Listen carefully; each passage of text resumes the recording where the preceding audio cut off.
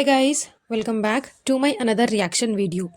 तो जनाब का एक व्लॉग आया था जिसमें उसने दिखाया कि दादी के घर गए हम लोग एंड फूफियों ने बहुत स्वागत की, खिलाया पिलाया, फूफियों के घर पे दावत, इस टाइप का थंबनेल बना करके जनाब ने अपना एक व्लॉग डाला जिसमें कि वो लोग गए थे फूफियों के घर पे सेलिब्रेट करने, फूफियों के घर पे दावत खाने के लिए, और अपनी दादी के घर पे गए थे अपने जो बड़े पापा है या फिर जो भी रिलेटिव्स दादी के घर पे अभी रह रहे हैं उनसे मिलने के लिए।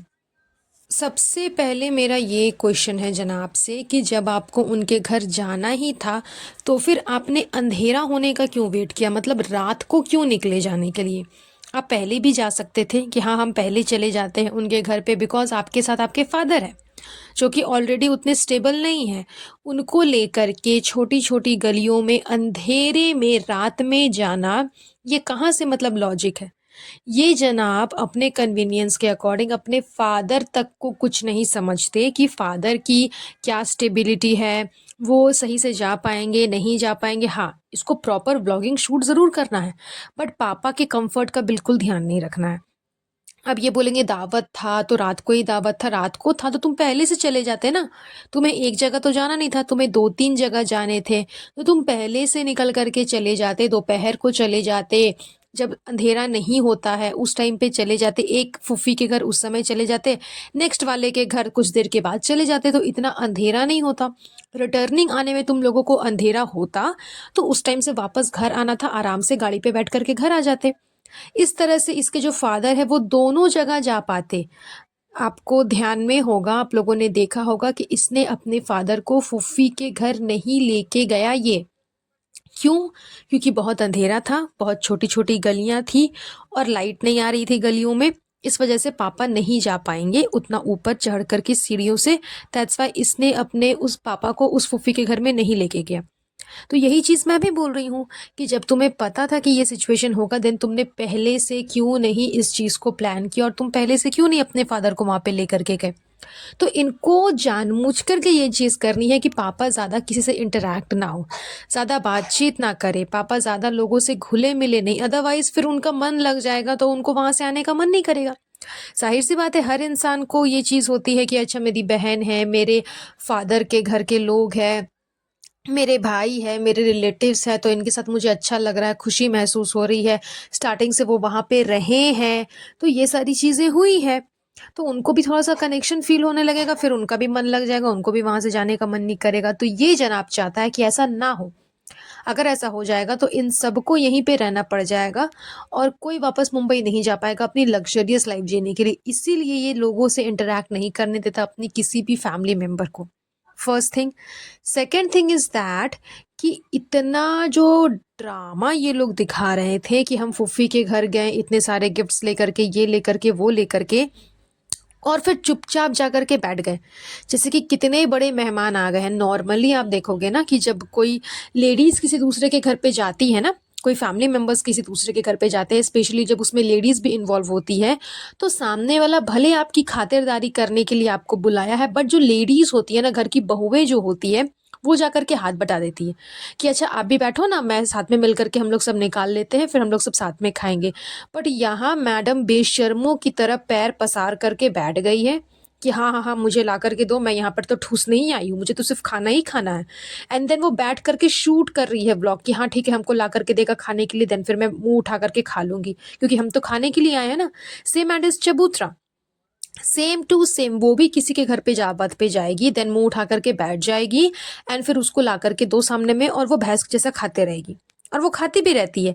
तो सेम टू सेम इन लोगों ने भी यही किया है, चाहे वो सुटारा हो या फिर मैडम हो। ये दोनों बैठ गई हैं आराम से, सुटारा तो बिस्तर पे बैठ करके खा रही है और ये मैडम साहिबा जमीन पे बैठ करके आराम से व्लॉग शूट कर रही है और बैठ गई है खाने के लिए। ये भी नहीं कि फैमिली मेंबर्स को पूछो जो कि उस घर पे है, उनको पूछो या उनको बोलो नहीं इसको सब सर्व कर करके दे रहे हैं और ये आराम से ठूस रही है बैठ करके। इतनी बेशर्मी है इन लोगों के अंदर। एंड देन फिर ये ज्ञान क्या पेल रही है कि मेरी टेस्ट के अकॉर्डिंग सारी चीज़ें बनी हैं। मैडम की टेस्ट के अकॉर्डिंग बिना मिर्ची वाले, कम मिर्ची वाले, कम मसाले वाले पनीर बने हैं। उसके बाद दाल बनी थी।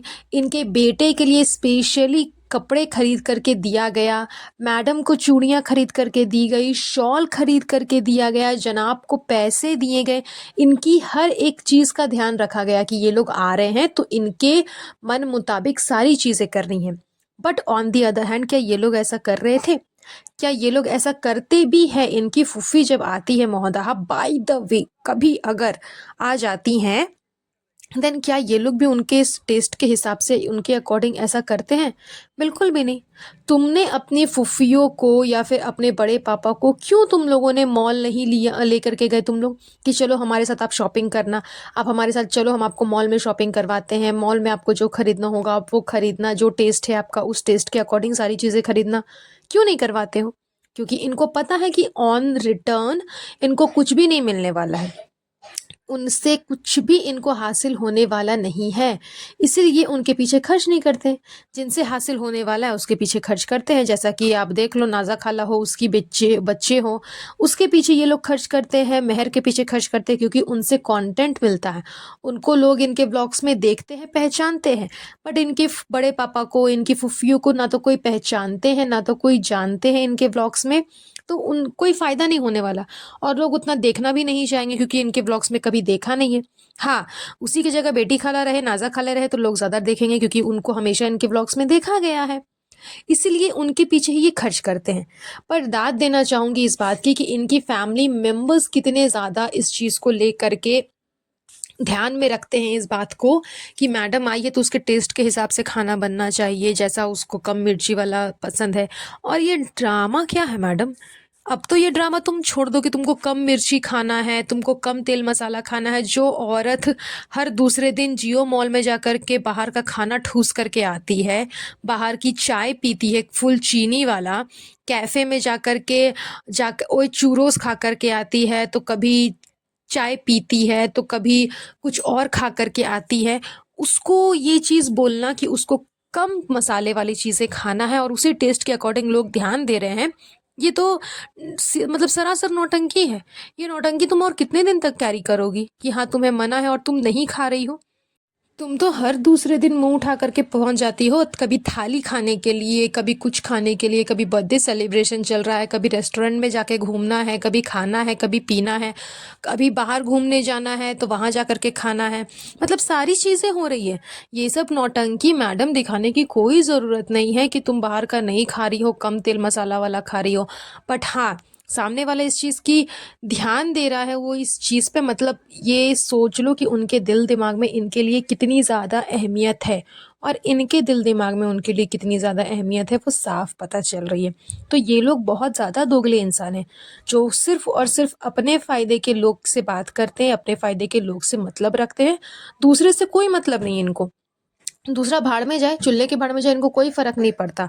और इतना होने के बावजूद इनके अंदर मैनर्स नहीं है, संस्कार नाम की कोई चीज़ नहीं। बेशर्मों की तरह आराम से बैठे हुए हैं पैर पसार करके कि सामने से आदमी आकर के हमको कुछ देगा तब जा कर के हम खाएँगे। चाहे वो फूफी के घर का भी हो या फिर बड़े पापा के घर का हो, चाहे और भी जिनके जिनके घर ये लोग गए थे, सबके साथ इनका सेम बिहेवियर है।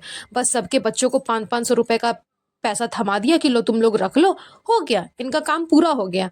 बट वहीं सामने से वो लोग कितना कर रहे हैं वो किसी को नहीं दिख रहा है। बेशर्मों की हद ही पार कर दी इन लोगों ने।